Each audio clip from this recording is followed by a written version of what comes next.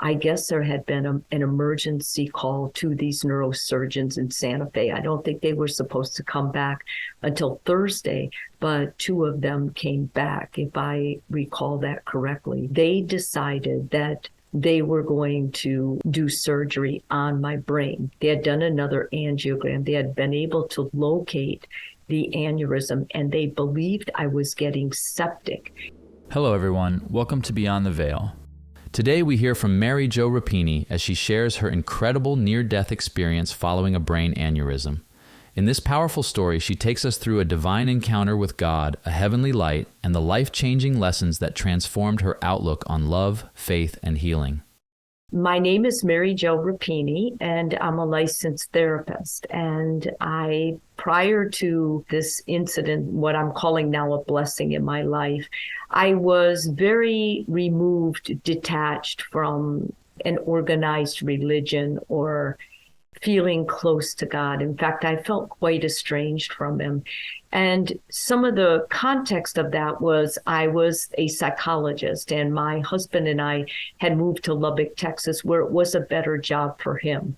And prior to going to Lubbock, I was in Houston, Texas, and I loved it there. And I was trained as a psychotherapist. I did general marriage and family. And then I went on for additional training to become a sex therapist. So when I was moving to Lubbock, a lot of people were saying, oh my God, you're going to be great because you won't have to worry about job. There's very few sex therapy therapists there. And I got the idea that, wow, this is going to be great for my career too.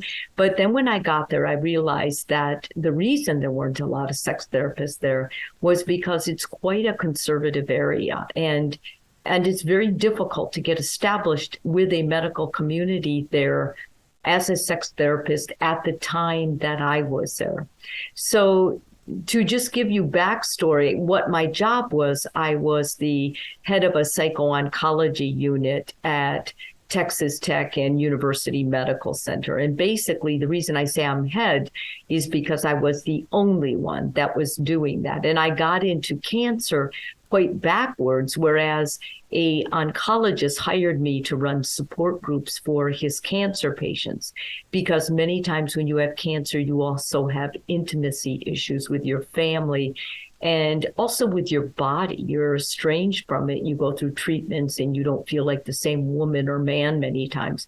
So he brought me through a back door, and I began running these groups, and I found my niche, if you will, with cancer patients. So I was working with them, and I worked in a pediatric floor as well. And I saw a lot of terrible things, kids getting cancer, kids painful treatments and struggling. And it just started deteriorating how I felt about a God, a loving God especially. So now on to my story. I'm carrying that in my heart at the time. I was going to Gold's Gym. It was a Saturday morning, the 19th of April, which we call I was raised as Roman Catholic. It was Holy Saturday. And the next day was Easter. And I was having a big brunch at my house. I had a lot of things on my mind. I went to the gym and I was working out. And one of the machines I was working out on was when you push, like I was building my body, and I had this idea, I can lift twice my body weight with my legs. I should be able to do that with my arms. So I had been really dedicated to working on my chest and my arms. And with one of the machines, you sit in a chair and then you push. And I was loading up on weights that day. So when I pushed the first time, I went, oh my God, like that's really heavy. And I don't know if I can do another one. I had 98 pounds on it and I weigh 107. And so I thought, I'm just going to do one more. And I did one more. And as I pushed, I felt a sharp jabbing pain in the back of my neck. It felt like I had been stabbed or something. So I got up and I was a little bit disoriented because the pain was so intense.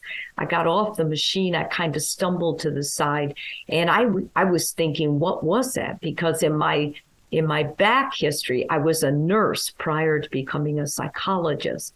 And I started going through my whole nervous system, like, something in my neck, something in my cerebral fluid, something in my spine, something's not right. I can't walk well. I walked over to the bubbler, and when I pushed down on the lever to get water, all of a sudden this whole right side started jerking, like convulsing, and I had no control. And I was profusely sweating, and my neck hurt so bad that I thought, man, I've done something terrible, like I'm really sick.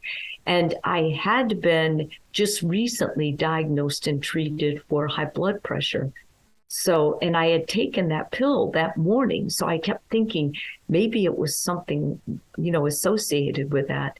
Anyway, I laid down, and the person, one of the people working out who knew me there, said, "Hey, muscle woman, what's the matter?" And I said, "If you can, go get help, because I think I need an ambulance. I hurt myself." And so he was really scared because my face was white and I'm laying down on the gym floor.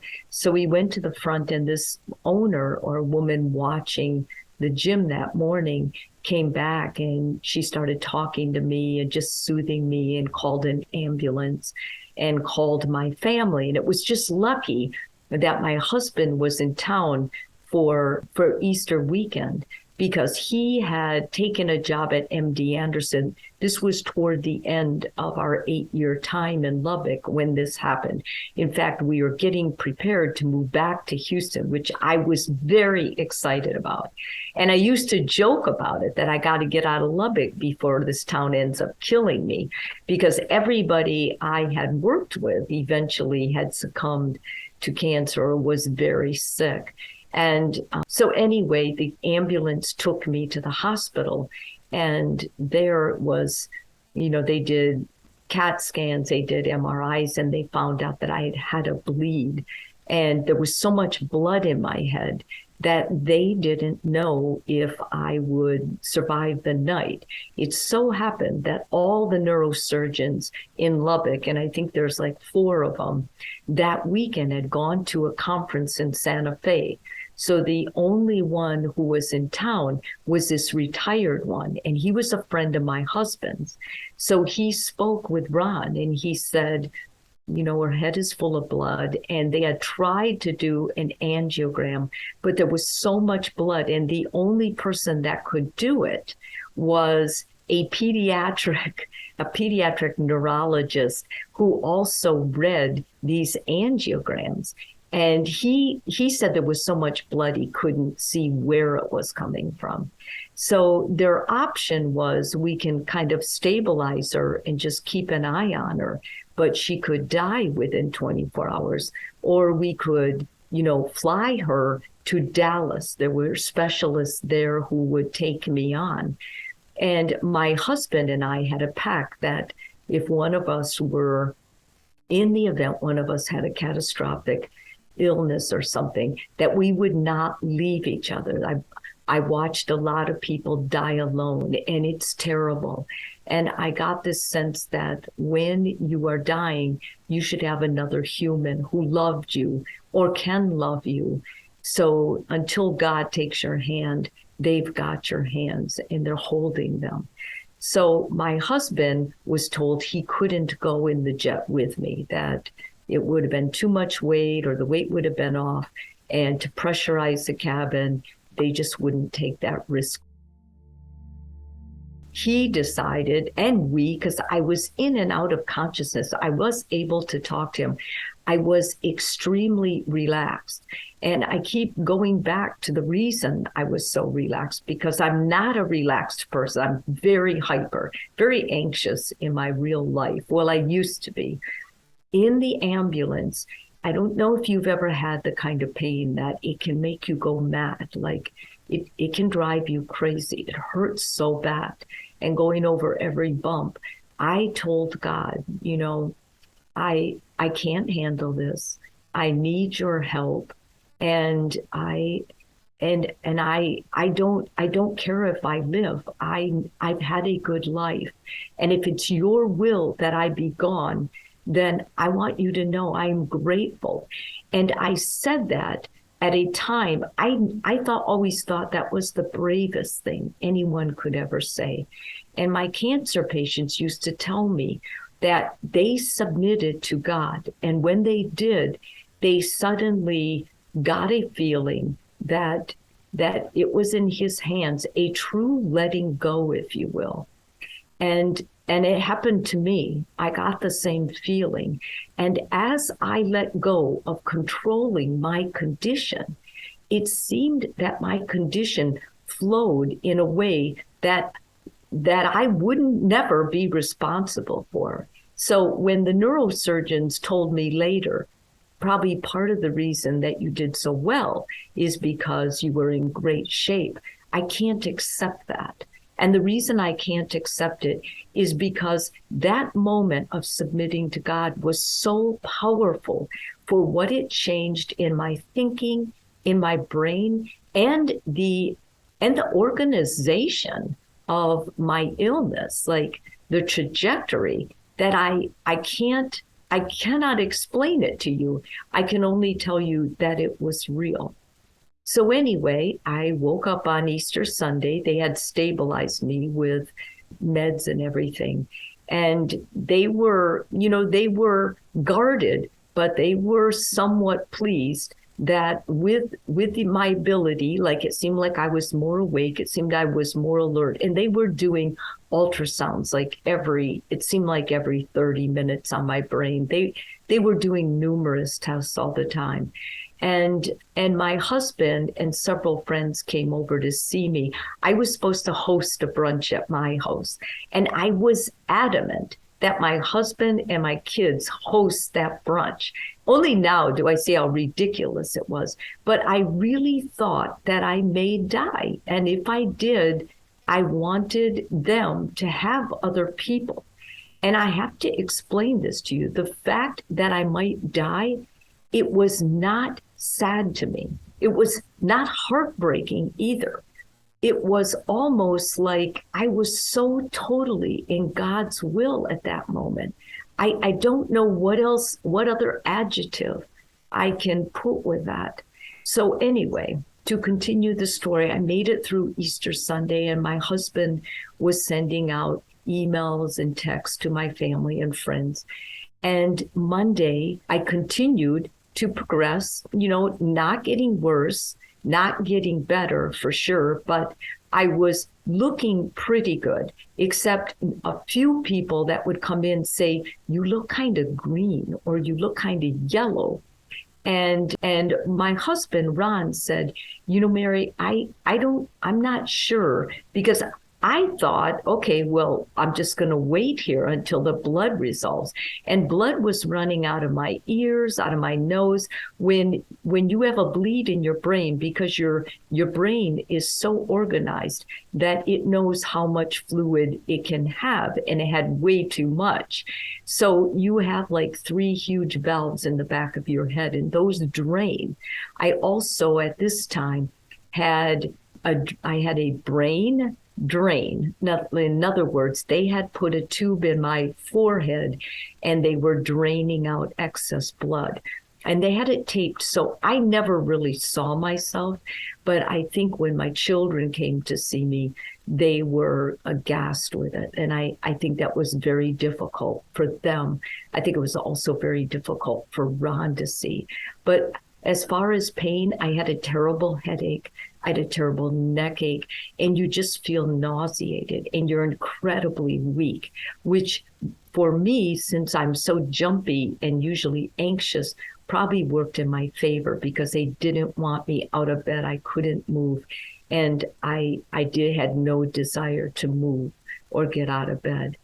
On Tuesday is when I had what I believe is a near-death experience when I was with God. I woke up about 2 a.m. Tuesday morning to nurses putting stuff on me. At this time, I had been in the surgical ICU. They moved me out to the floor on Monday, and now I was on the floor going back in. And they were putting like monitors on me. They were waking me up. They were doing all kinds of tests. And they told me, you're not doing well. We called your husband and we're going to move you over to the ICU so we can keep a good eye on you. Apparently, my O2 sats had been dropping. So when I was in the surgical ICU, I guess there had been an emergency call to these neurosurgeons in Santa Fe. I don't think they were supposed to come back until Thursday, but two of them came back, if I recall that correctly. They decided that they were going to do surgery on my brain. They had done another angiogram. They had been able to locate the aneurysm, and they believed I was getting septic. And without this brain surgery, I was not a candidate for them to coil it because it had already burst. And coiling would have been easier because they could have gone through the groin and just not had to open the brain, but they had to open my skull. And during that time, when they were getting me ready and talking to Ron, I saw a white light, and it was in the upper right-hand corner of my room. I had been in ICUs. I had been in surgeries as a nurse. I mean, I had worked in the hospital a good portion of my life. And this light was not like anything else I had ever seen. It was a bit ethereal. It was a kind of a different color. It was luminescent, but it also was soft. And as I looked at it, I thought, what is that? Is that a tunnel? Because it almost has like that round, the corrugated side almost, as if it would be an encapsulated tunnel. And then as I looked at it, I thought, well, I'm not impressed because it's so little. And then all of a sudden, I am moving into it. And it's quite odd the way your body moves into it, because you're not lying down flat. You're kind of upright, and your eyes work in a way that, I know this sounds strange and even corny, but your eyes can see behind you. I could see and sense that my body, the shell, was on the bed. But what was unbelievable to me is, and I believe my consciousness, which is very important to me, was with me. I think it was part of my soul, because I was able to see what people were wearing. And I could see Ron. Ron was there. He had his head in his hands. He was crying, and he was looking at this document. It was a surgical consent. And all of a sudden, I left that. I didn't care about it. I was so focused on what I was seeing. And I came to this luminescent, like a light pinkish room. And I got the sense that there were no walls. It was just mass. It was an opening, if you will. And I wasn't the only person going through it. It felt like there were other people. And I'm referring to felt a lot because it doesn't make sense. But you sort of see with your senses too. Everything is with you as one. And I felt like I knew that place. Like I had felt that place before. I had been there. And all of a sudden, I didn't see the exact action, how it happened. God was holding me. And he said, it's not your time. And I was so disappointed because I wanted to be there with him. And very different from what I ever expected. The love was not human. And it was comparing it like to human love would be plastic, like a credit card, whereas this was really deep. And I said, I can't stay, but why not? And I started telling God all of my accolades. I gave free cancer care. I would come up at night when people were dying. I would pray for people. I tried to be a good mother. I tried to be a good wife. I had been a good worker. every positive thing I could think about myself, which is so awful and now, or arrogant or whatever. I tried to tell him, and he said, let me ask you one thing. Have you ever loved anyone the way you've been loved here? And I said, no, that's impossible. I am a human, just to remind God of my humanness.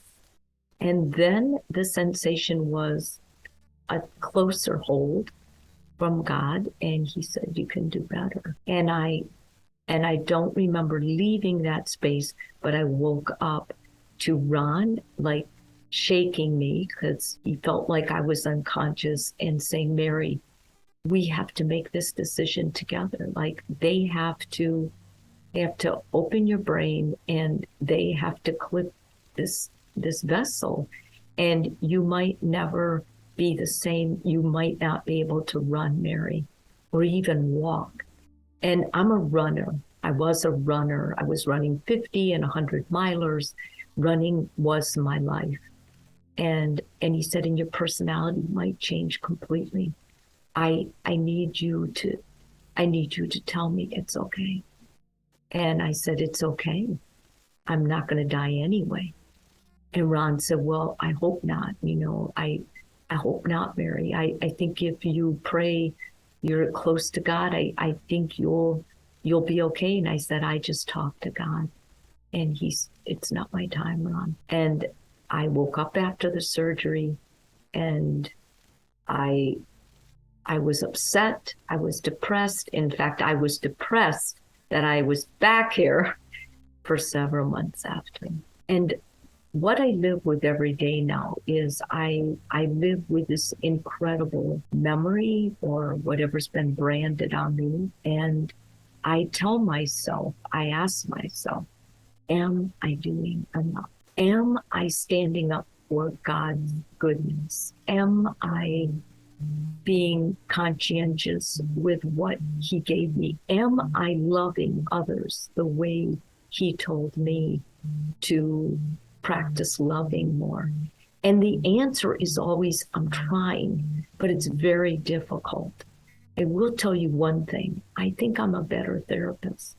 And I think I'm a better therapist because I judge less.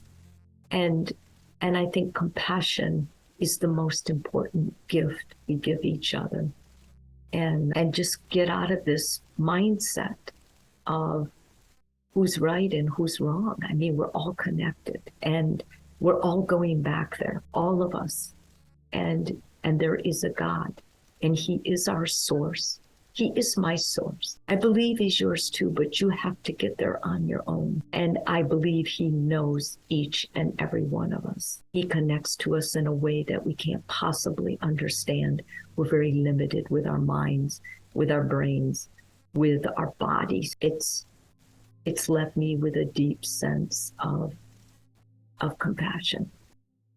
Thanks for watching today's video. If you want to learn how to create a profitable YouTube channel like this one, click the link in the description and let us show you how. See you on the next one.